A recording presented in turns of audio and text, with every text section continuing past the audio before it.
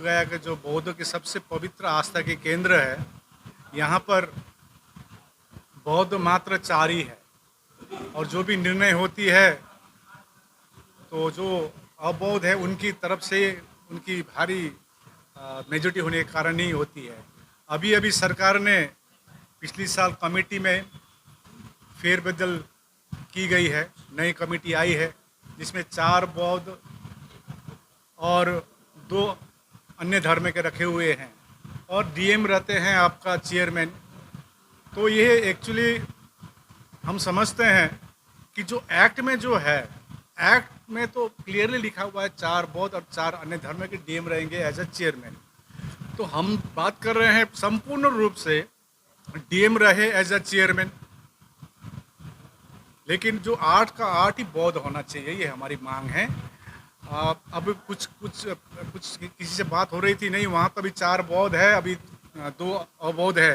लेकिन हमारा कहना क्या है कि एक्ट में जो लिखा है एक्ट को संशोधन किया जाए या निरस्त किया जाए, या ऐसा प्रावधान नहीं है तो हमको भी किसी अन्य धर्म के धर्मस्थल पर एज अ मेंबर रखा जाए या मस्जिद में रखा जाए, ऐसा प्रावधान नहीं है।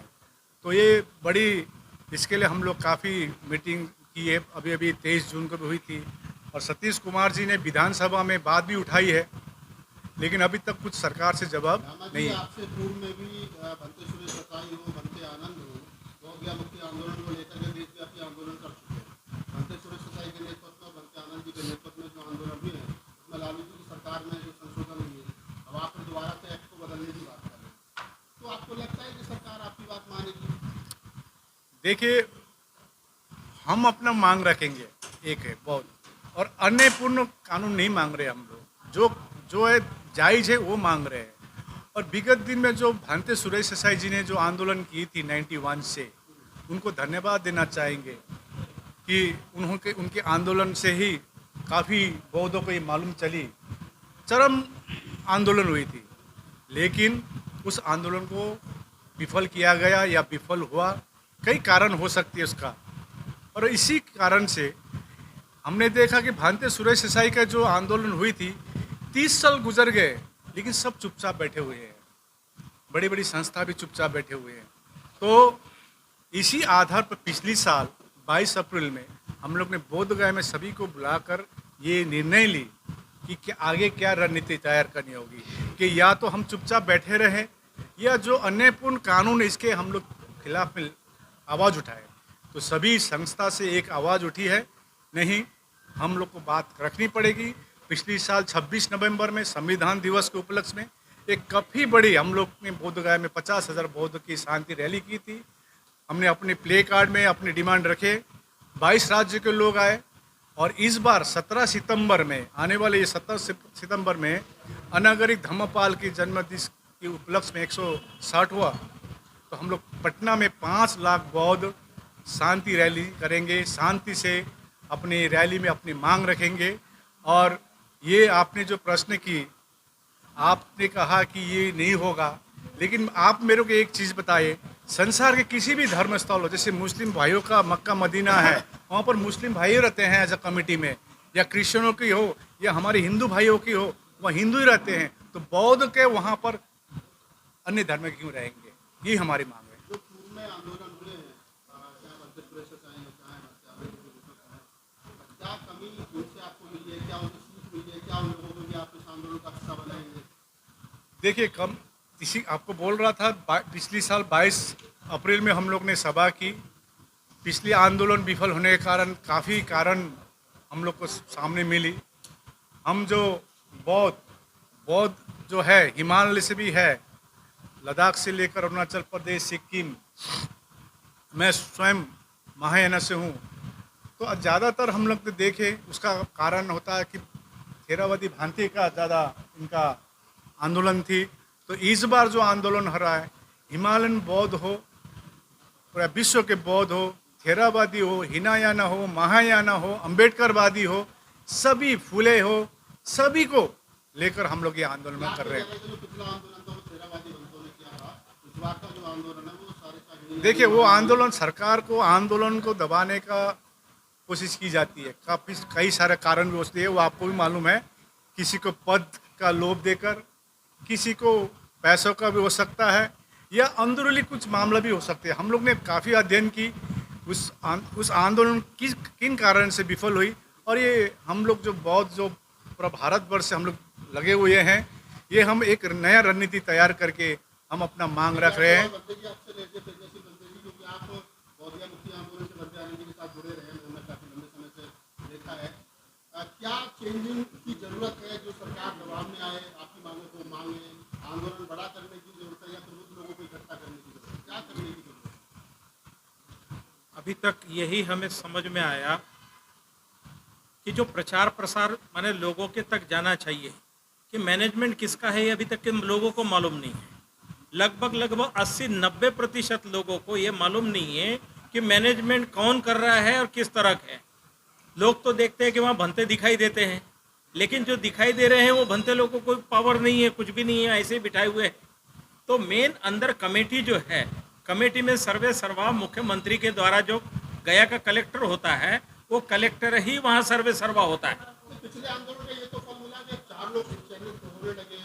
आप बनते नहीं, पहली बार 4 लोग भंते लोग आए थे, चारों ने मिल करके जो काम किया, जो बोधगया के आसपास विकास देख रहे हैं, वो सब लोगों ने मिलके किया हुआ एक फल देख रहे हैं। लेकिन बाद में फिर जो है ऐसे लोग बैठे कि जो केवल लेते रहे, अपने घर मकान भरते रहे, तो ये सिलसिला बाद में चलते रहा। आपने कहा कि आम जनमानस तक बात नहीं पहुंच रही है, तो आपको लगता है कि इसको जन आंदोलन बनाने की जरूरत है? हाँ, तो जन आंदोलन के लिए तो हम सब इकट्ठा हुए हैं, जानकारी देने के लिए। अब सोशल मीडिया यहाँ इकट्ठा हुआ है। उस समय सोशल मीडिया नहीं था, हम लोग चिट्ठियाँ लिखते थे, लेकिन आज जो है सोशल मीडिया का ज़माना है, और जो हमारी बात जो है तमाम लोग सुन रहे हैं, तमाम लोग जान रहे हैं, और सोशल मीडिया के माध्यम से पूरे देश में चर्चा हो रही है। विधायक जी, चूंकि आपने मामला सदन में उठाया है बड़ी गंभीरता के साथ में, तो 17 तारीख का जो प्रोग्राम जो आपने प्रोटेस्ट कॉल किया है, उसके लिए क्या कहना चाहिए? देखिए, 17 तारीख को सड़क पे जो बौद्ध धर्म के मानने वाले लोग हैं, जो संविधान सबको अधिकार देता है, धार्मिक स्वतंत्रता का अधिकार है। यदि बौद्ध धर्म एक स्वतंत्र धर्म है, तो उनके सारे अधिकार बौद्ध धर्मों के पास में होना चाहिए। और जो उनका सबसे बड़ा धार्मिक स्थल जो महाबोधि मंदिर है, वो आज भी 1949 बीटीएमसी एक्ट के अनुसार इनके हाथ में नहीं है। तो इसकी लड़ाई ये सड़क पे लड़ेंगे, और हम सदन में तो लड़ ही रहे हैं। कितने लोग थे आपके साथ सदन में? आपसे पहले लालू यादव जी इस मामले को उठा चुके हैं, अभी आप इसको उठा रहे हैं। सरकार कितनी गंभीर है इस मुद्दे को लेकर? देखिए, सरकार की गंभीरता दिखती है कि इनके मानने वाले लोग कितना अपने सवाल पे संजीदा हैं। यदि ये 17 सितंबर का जो लड़ाई है, जो मार्च है, 5 लाख लोग जब सड़क पे मार्च करेंगे शांति तरीके से, तो ये सिर्फ बिहार का मामला नहीं होगा, ये पूरे दुनिया का मामला बनेगा। ये पूरी दुनिया में संदेश जाएंगे। और नीतीश कुमार जी ने तो बौद्ध धर्म के लिए काम भी किया है, बौद्ध पार्क बनाया है, बहुत सारे बुद्ध के नाम पे मेमोरियल बनाए हैं। तो नीतीश कुमार जी को अगर सही से इस बात को समझाया जाए, आंदोलन और सदन दोनों जगह पे, तो मुझे यकीन है कि नीतीश कुमार जी बीटीएमसी एक्ट में बदलाव करके पूर्ण अधिकार बौद्धों को देंगे। एक आखिरी सवाल है, एक मिनट का छोटा सा सवाल है, जवाब भी इसका छोटा सा रामन रामन जी आपसे लेते हैं कि अक्सर लोग भ्रमित रहते हैं कि जो 1948 एक्ट है, तो वो केंद्र सरकार संशोधित करेगी या राज्य सरकार के हाथ में है, तो थोड़ा सा इसको भी क्लियर कर लीजिए। देखिए, जो एक्ट है ये बिहार की एक्ट है, क्योंकि आज जैसे मैं बता रहा था, पिछली बार जो भंते सुरेश देसाई जी लोग ने आंदोलन की थी, उस इतिहास को देखते हुए हम लोग काफ़ी सारे अध्ययन किए, तो ये केंद्र सरकार की भी इसमें हाथ है। अब जब केंद्र सरकार के पास जाते हैं तो केंद्र सरकार बताता है कि ये राज्य का मामला है, और राज्य को बताने से मतलब केंद्र का मामला है। तो आज बौद्धों को क्लियर करे, आज बौद्धों को क्लियर करे। देखिए, ये मामला जो जिसके भी हो, बौद्धों का बिहार बौद्धों को संचालन करने दे, यही हमारी मांग है। यदि कोई कहता है आर्टिकल 25 में लिखा है कि बौद्ध, सिख, जैन भी हिंदू का पार्ट है, तो हम ये भी बोल रहे हैं कि तो हम हिंदू के टेम्पल में भी हम लोग ऐसा मेंबर रख दीजिए, कोई अयोध्या में रख दीजिए या तो ये रख दीजिए। तो देखिए, यही हम सरकार से गुजारिश करते हैं। और अभी का जो सरकार है, अभी हम केंद्र सरकार को धन्यवाद देंगे। नीतीश कुमार जी जो मुख्यमंत्री, उनको धन्यवाद देंगे। जो नालंदा यूनिवर्सिटी जो विश्वविद्यालय विश्व में विख्यात थे, उस समय जो जो विदेशों से जो स्टूडेंट लोग आके पढ़ने आते थे, उस गरिमा को और आगे बढ़ाने के लिए इन्होंने कदम बढ़ाई है। प्रेजेंट सरकार को बहुत बहुत धन्यवाद हम बौद्धों से।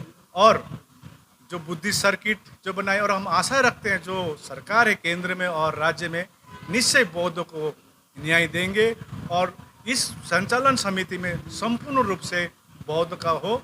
हम किसी धर्म को, सेंटिमेंट को आघात नहीं करना चाहेंगे, परंतु यही मैसेज देने चाहेंगे कि ये जो बौद्धों का मठ है, बौद्ध ही इसमें संचालन समिति में रहे।